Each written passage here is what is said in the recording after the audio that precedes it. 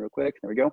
And that is referrals, okay, recommendations, and getting more recommendations, getting the right kind of recommendations is the single most important skill to gain to become an FSM in our business, to move forward and to win, to win things long term, right? A lot of people can go out and create a big initial names list, and some people can create really large initial names lists. In fact, I think everybody could create a bigger initial names list than what they have created, and probably no matter how many demos people have done initially, if push came to shove and they absolutely had to come up with somebody else from their personal network to do a demo for, most everybody could do that. Might have to get creative with some friends and getting some parents' phone numbers and various things like that.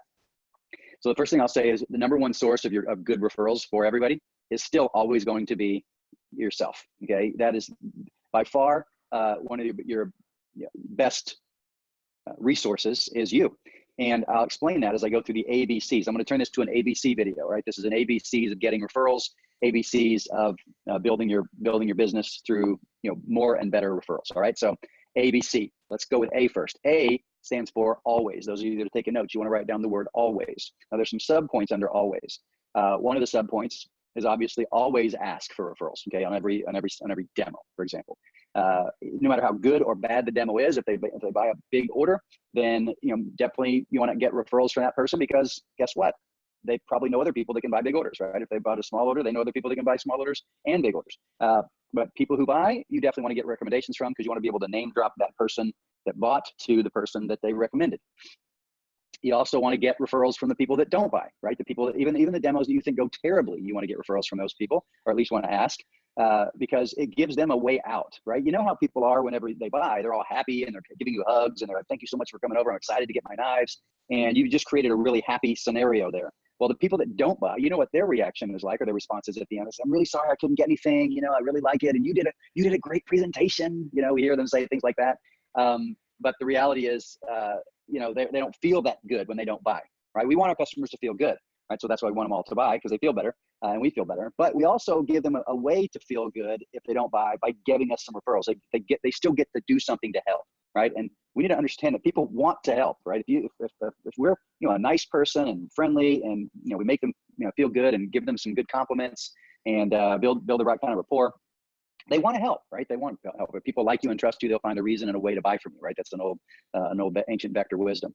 If people like you and trust you, they'll find a reason and a way to buy from you, right? Really important nugget to internalize.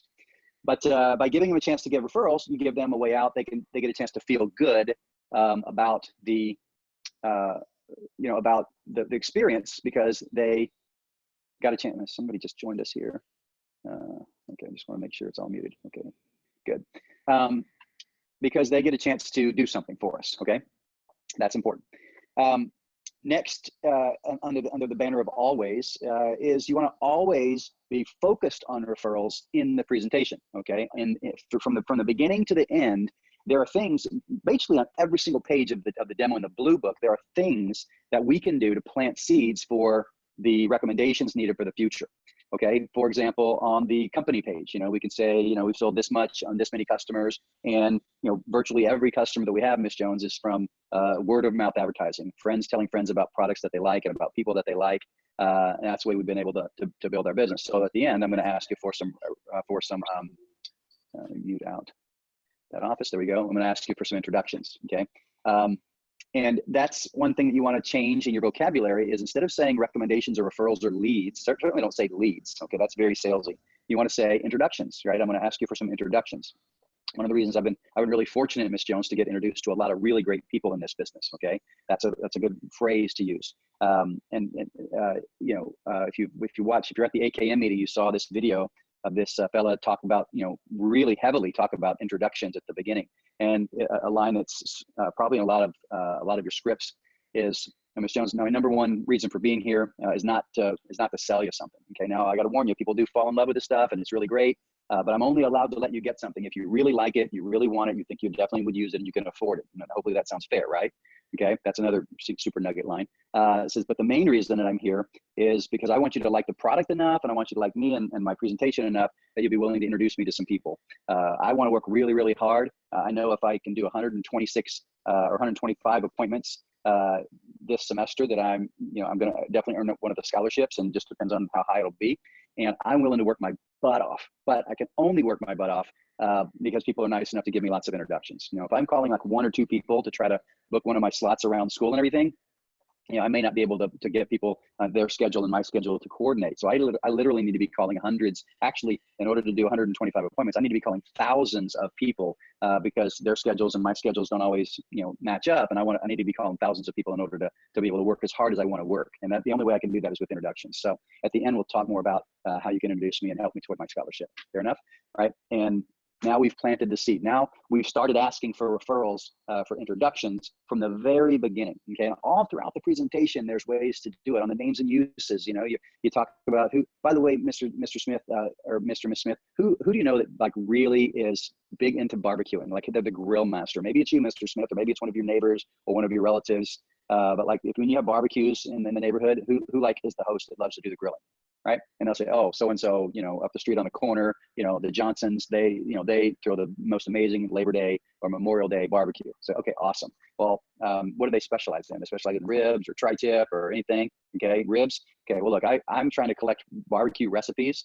And so at the end, when we do the introductions, you be sure to introduce me to the Johnsons, because even if they don't want to sit down and meet with me for my scholarship, I still want to ask them about some grilling tips. Okay. So there's a way you can, plant that seed for the Johnsons, and you take and you write that down, Mr. Johnson, on the corner. You write that down on the demo verification form or on the back of it somewhere or on a scratch pad, whatever you've got. Right? You can talk about the spatula spreader or the slice and serve, and you talk about how easy it makes to get pies out of a pan. You say, one day I want to be a master chef at making pies, and I've really been looking lately for either a pecan pie or a blueberry pie recipe. Who do you know that makes the best blueberry pie or the best pecan pie? Right? And then you get that person. It's Mary Hardy down the street, or Mary Hardy at my church. She makes an amazing blueberry pie. Okay, awesome. So we'll have to make sure to introduce me to her because I want to get that recipe. Right? And you're just planting those seeds throughout there. It's very simple, very easy, all the way through the demo. There's lots of ways to ask for those. And you're asking for people who obviously entertain and do nice things. If you're somebody who wants to be an engineer and you're building rapport at the beginning, you're explaining what you're going to school for and what your goal is to be an engineer, you say at the end, later, and you say after you've done all that and talked about introductions, one of the things that really helps me a lot is to get introduced to people that are in the industry that I would like to be in, engineering or whatever it happens to be.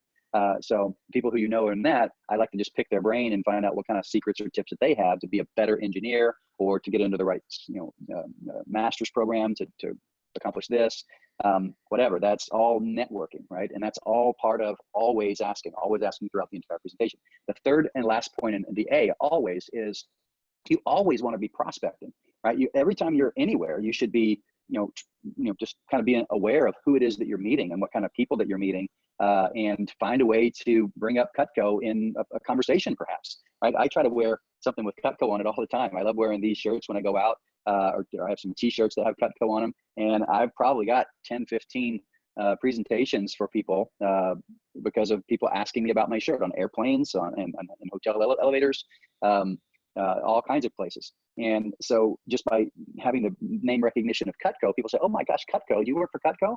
And I'll say, yeah, for this, and, for 30 years. And they're like, oh my gosh, and we have Cutco, and we've had it for this long. And they say what they have. And then I kind of ask them investigative questions like, oh great, who's your rep, right? To see if they have a rep that they work with continuously or consistently. I'll say, oh yeah, so how long have you had it? They've had this long. Now, do you have like a big set in a wood block, or do you have just some individual items that you have down in your drawer? And I just ask some questions like that, and it kind of massages the conversation along to that, hey, I can have somebody, I know some representatives in your area, and the best thing to do, and I always say the best thing to do is have a rep, like have somebody that's there. You can get emails a couple of times a year with some discounts, and some specials that happen, and, you could complete your set at the very best price whenever you have your own rep. And also you're helping out a college student that probably is trying to earn a scholarship. And the more people that they have on their list, the more people that they talk to, the increases their chances of their scholarship. Right. So that's what I will do personally. Okay. You can have people in your life to do that for you, or you can learn how to have that conversation on your own. But just being really friendly, just being really friendly and nice to everybody that you meet can make a big difference. So A for always stands for always ask on every appointment, no matter what. Stands for always be asking and planting seeds throughout the presentation, and always be prospecting, always be looking for for people. The B, let me remind myself what my B stands for. Okay. My B stands for brainstorm. Okay. So when you're asking for recommendations, or all three of the demonstration, as you're always planting seeds, you're also always brainstorming, right? You're always thinking about understanding the number one reason why we're there to do an appointment is not to sell Cutco. It truly is not, right? Cutco sells itself. I mean, we can present it in a better light and hopefully get bigger orders than average, but Cutco's going to sell itself, right? We can do a very average, even below average Cutco presentation and still get orders. But what we want to make sure we're doing is we always want to be thinking about, and in the forefront of our mind is always the introductions at the end. So we always want to be brainstorming. Once someone is jotting down introductions at the end, that's when we can get really good at brainstorming and helping to ask certain questions to help them think of more people. Who do you know questions are what you want to ask. You don't want to say, do you know anybody who blah, blah, blah. You want to say, who do you know who blah, blah, blah. Okay. So who do you know who lives in blank neighborhood, right? If you don't think you have, quote, good leads, okay, that's mostly in your head, because anybody who's a Mac, anybody who is married, owns a home and lives in a house, owns their own home, that's a good customer, okay? But in your mind, if you think you need people who make a certain amount of money or who have a certain amount of nice things in their life or live in certain neighborhoods, if that's in your mind, that's a limiting belief, well then either change the limiting belief or just get those kind of recommendations, right? Anybody can get any kind of recommendations they want within 2 weeks. If you're sitting there thinking, oh, my lead list is terrible, right? Well, okay, it's terrible right now, but if you're still saying that in a week and a half to 2 weeks, that's nobody's fault but your own, okay? Anybody can work their way into nicer areas if that's what you think you need, okay? I worked my way into a really nice upper middle class community, and I did really well. Then I worked my way into really nice communities, like very wealthy people, and I didn't do so well. I didn't relate. I wasn't from that kind of place, and I didn't do nearly as well, especially at first. I eventually kind of figured out through practice and asking questions of my mentors and other people that did make a lot of sales to more affluent people, that I just wasn't relating to them properly in the first place. I was always big on saving money and all this, how they could change their cooking habits and they could save thousands and thousands of dollars over the course of a few years. And the people that were really wealthy that didn't appeal to them the same way it appealed to my middle class and lower middle class families that I did a lot of my early appointments for. So, but the point is, you can work your way into any kind of neighborhood you want. Find a neighborhood that you'd like to do demos in, where you feel like, these are homemaker houses in your mind, because when you see houses and, you think in terms of, that's a galley house, that's a homemaker house, that's an ultimate house, right? As a rep, you kind of start thinking that way. Just figure out what those neighborhoods are and ask for those names, right? Literally say, hey, I've got a couple of introductions in Rolling Hills. That's a neighborhood in my area here. In Rolling Hills, who do you know who lives in Rolling Hills? I'd like to spend an entire day in that neighborhood, save me some gas, and save the environment. Right. And so you can ask for questions like that, right? Whenever you're getting recommendations, you can ask for anything that you want. People that have certain kinds of jobs, people that do certain types of cooking, people who like nice things, right? One thing I found, Mr. Jones, that anyone that drives a Lexus, BMW, or Mercedes, or a Tesla, they seem to be some of my best customers, because they obviously like quality things, and they can, they can, afford to get it if they really want to, if you know what I mean, right? I don't say, give me rich people, but you can ask certain questions that help guide them to the kind of people that you think you need for referrals. Okay. Don't just be, be a victim to, oh, my leads list isn't any good. Okay. First, get max, right? Who do you know who lives in a home, owns their own home? Who do you know who's married and between 30 and 60 years old, right? Get those kind. Who do you know who has kids? Who do you know who cooks a lot? Who do you know who likes quality things? Those are all kind of things that you can do to help the customer brainstorm during the presentations. Okay. And also you want to brainstorm once they give you the list of names. Let's say you used a peeler and you get some people give a peeler for 15 names. By the way, if you're not offering that to every single customer, you are absolutely throwing leads down the drain and throwing money down the drain. Offer everybody, use the incentives, right? 5, they write down 5, they become a sponsor, right? I would be appalled, I'm sure, if I called every customer that we've done an appointment for in the last 2 weeks and asked them if, whenever they were giving leads, did the representative mention that you could be a sponsor if you gave them 5, right? And you could be a double sponsor if you gave them 10, or if you could get a free piece of Cutco if you offer them 15 introductions, right? If we're not, we must, goes under the always category. We must be asking or offering that every single time, because you have somebody that says, oh, I don't really know very many people, and they give you 2, right? But then you say, oh, by the way, I failed to mention this. If you can get to 15, you get this peeler for free, and I can leave it here with you right now. Really? And all of a sudden, now they're writing. Okay, now all of a sudden, they just met a whole bunch of people. Okay, so we must be offering that every single time. We are. Well, you get it. I've said it. So using those incentives, that's all part of the brainstorming. Okay, the brainstorming too. So that's the B. So A is always asking, always be prospecting, always be planting seeds. B is brainstorming, always be brainstorming from the beginning to the end. Right. And then the last thing is comfortable, okay, or comfort, right? Do you ever have customers that say, I'm just not comfortable giving out giving out the names and numbers of my friends, or not comfortable until I talk to them first or something like that, right? You ever stop to think why they're not comfortable? Why they're not comfortable? And by the way, just, if somebody else had done that presentation, someone with a lot more skill at, planting the seeds and building the rapport and all that type of thing, do you realize that there's a very, very high likelihood that the customer would not be saying, I'm not comfortable, to somebody else who maybe has more experience or is better at this particular part of the job? I say this because not to make you feel bad, but to help you realize that you, whoever you are listening to this video or watching this recording, you can improve. You can improve on this particular aspect of the business. And the number one reason why people aren't comfortable is because the rep isn't comfortable in asking. Okay, so think about how comfortable am I asking for the recommendations. Okay, am I really comfortable? See, we're comfortable saying, oh, hey, get out your straight edge knife and serrated edge knife. Okay, cut the rope, right? Oh, here, let me hold this up, and here, cut this piece of leather. We're very comfortable asking all those things, partly because we're very confident we know exactly what's going to happen, right? They're gonna be all fired up when they cut this piece of leather, right? We ask them things throughout the whole presentation. We're always asking things, and the customer responds by complying and doing what we're asking because we're comfortable in asking those things, right? But at the end, I know how it is because I can still remember. It was a long time ago, but I still remember the discomfort that I felt sometimes asking for those recommendations, right? So if I'm not comfortable in asking, guess what that makes the customer? That makes them not comfortable in giving, okay? In recommending or in introducing.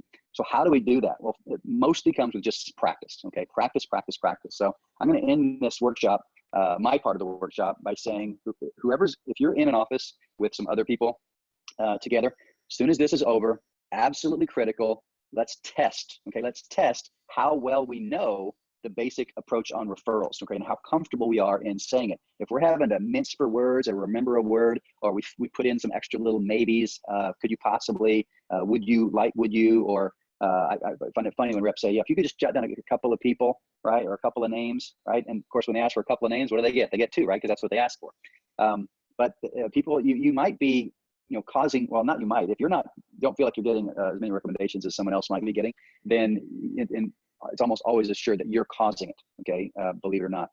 It's not just the customers, signed a blood pact. I did have someone one time literally say, no, we signed a pact. We literally signed a pact with my friends that we weren't gonna do that, right? And of course, I wasn't sure what to do at that point, but I just did my universal answer to objections and said, hey, I could totally understand the exact day of feel, Mr. Smith, and in fact, if it were anybody but me, I wouldn't want to give out the names either, but I promise it'll just be me, and I promise you that I will treat your friends with the same courtesy and respect that I treated you. Does that sound fair?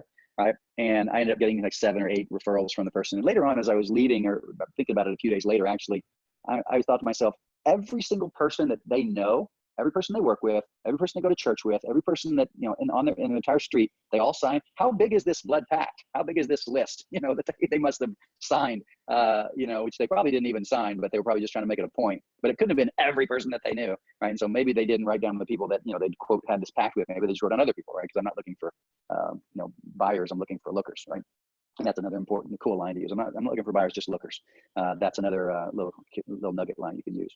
But anyway, after when we finish this recording in about 1 minute, just practice it. Okay, managers, just point to somebody and say, "Go, give me the approach," right? And see, and if they can get it, awesome. Give them a high five. If they can't get it, then say, "Okay, look, let's take 10 minutes. Let's work on it." Okay, get their training manual out, get the script, whatever script you're using, sit down in a corner and read it out loud to yourself, 10 times, and then read it to somebody else a couple of times, and then let's try it again. Okay, because number one most important thing, if you're not comfortable in asking because you don't know the words and you don't have the approach down well enough, you're going to cause the customers to be uncomfortable in responding with the response that you want by jotting down introductions. Okay, so hopefully those are some awesome nuggets that you could use, and we are going to stop the recording, and let's keep rocking for push. It's we just getting started. See ya.